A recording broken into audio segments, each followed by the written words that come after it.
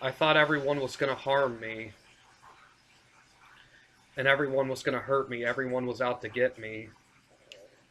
So I went to the hospital and I told them everything.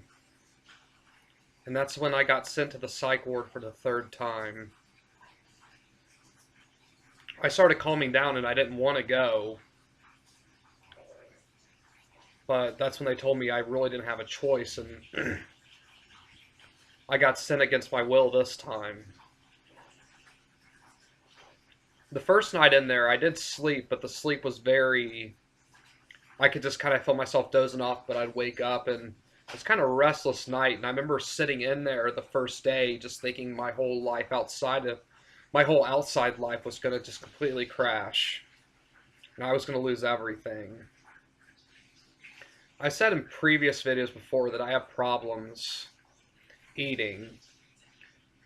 I mainly the I have trouble swallowing foods and taste unless it's a comfort food. And most of my comfort foods were things I was shown when I was young. So there were definitely times in there I didn't eat quite as much as I should have, but there were some meals in there was pretty good.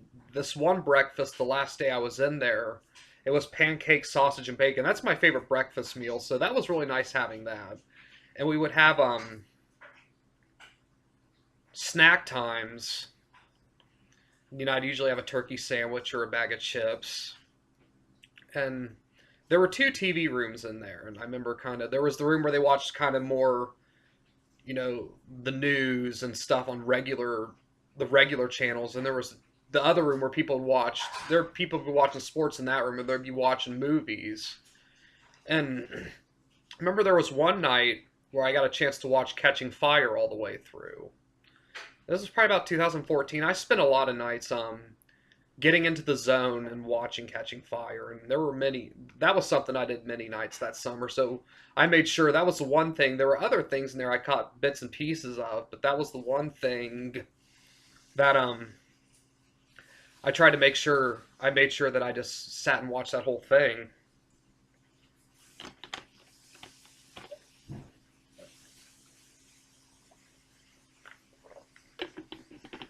I caught a little bit of this movie called Twister, movie about tornadoes. I remember watching probably when I was like 12 years old, and the second Maze Runner came on. I definitely liked the first one better, but I watched a little bit of that. We had another day where I'm going to grab this little ball over here. There was the group social times, and we ended up playing bingo, and there was four Rubik's cubes, and every time you won, someone got to choose something, and those had already been gotten to. I wanted a Rubik's cube, but might not be able to see in this light right here. There's this ball. It's got a happy face on it. Kind of a stress ball. Kind of play with that like back and forth. I don't know, it kind of felt good. I would be bouncing it in the walls in there, and during like TV time, bouncing that, just playing around, squishing. That helped me a lot. There was another time where during the social activities, this one of the nurses brought in a karaoke machine, and a few people did songs. I used to do karaoke back in the day, and it was fun having a vocal outlet like that.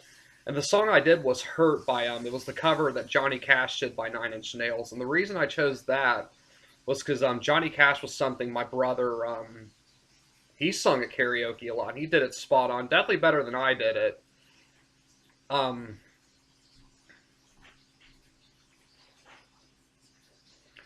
but I even said in the middle of it, it was a tribute to him, and I told him that I loved him. And I did a little bit of coloring during another social time. I was kind of coloring these pictures, and I met a lot of interesting people in there, and it was probably my best experience overall, and it was the best care I felt I'd gotten in a place like that over the two other times that I'd been in there. We had like a diet class and like learned about eating and stuff like that, and there was like kind of like a little exercise thing, kind of a dance thing that they played to like one of the music choice channels. I believe they did a hip hop channel where we did like stretches to that. But some of the nights definitely later on in there, it got easier to sleep in there. The beds were pretty uncomfortable, but it got easier to sleep in. I ended up getting on a medication combo. Now, medicines in the past, the side effects were just way too much. But they put me on something, and I'm still on it now, where there's really no side effects. And they have me on Depakote, and they also have me on Risperdal. this whole situation has made me gain a little bit of, more trust in the mental health field, because I actually feel like they're helping me now. These meds are calming me down, and these meds are helping me.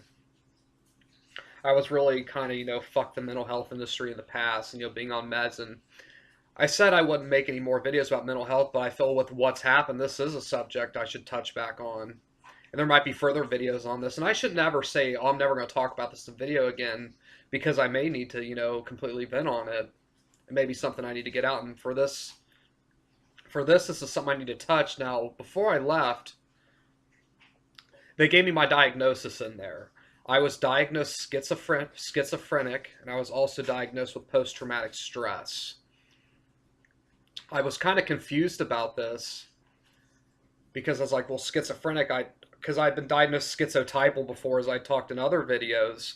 I was like, I don't hallucinate and I don't hear things, but it was based on the fact that they asked me 6 questions, and all I had to do is answer 2 of them to get the diagnosis. And the thing that got me diagnosed was the amount of paranoia I had going in there.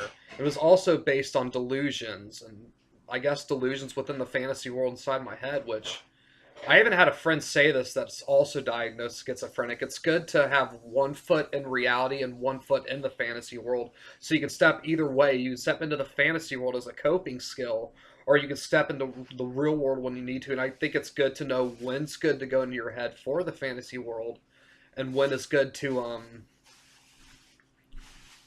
be in reality.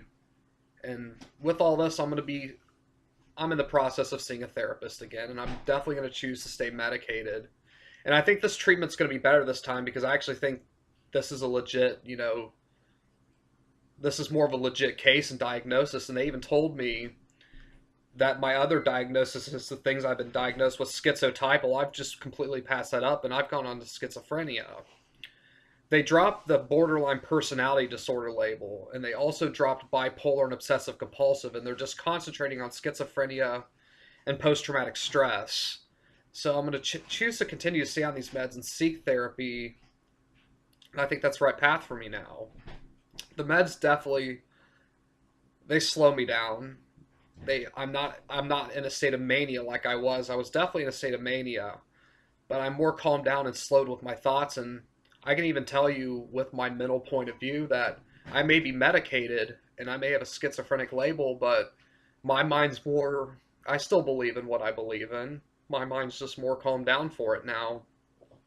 And I'm able to organize, theories and thoughts better. And I'll tell you, on a medicated mind, through all this, I still believe in aliens and UFOs. I still definitely believe in the Sasquatch.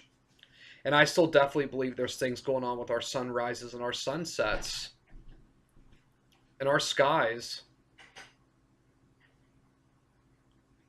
I haven't been out to do a sunset or sunrise video. Like I said in another video, the sunrise is hard because the place I was filming has completely blossomed, so I'm not able to film there. There's a place I'm able to film at, but it's a little harder to get to. But when I'm definitely out and have a good chance, I'll definitely do sunset videos there. But the place I do sunrise videos is definitely still a good place. I think in a couple hours that's going to be happening, so I may get out and do a sunrise video today. Hopefully get a volcano horizon on tape. That's something I definitely want to do today, get another video of that out there. But I got home and got out of this, though, and I saw Terry for the first time in a few days. I realized I loved her more than I ever loved her. And the way, she was asleep, but the way I came and hugged her, and the way she grabbed me and kissed me and we nuzzled each other, and the way she showed how loving she is for me. I love her very much, and I was thankful she was there just to hold me like that through all this. But I have a schizophrenic mind.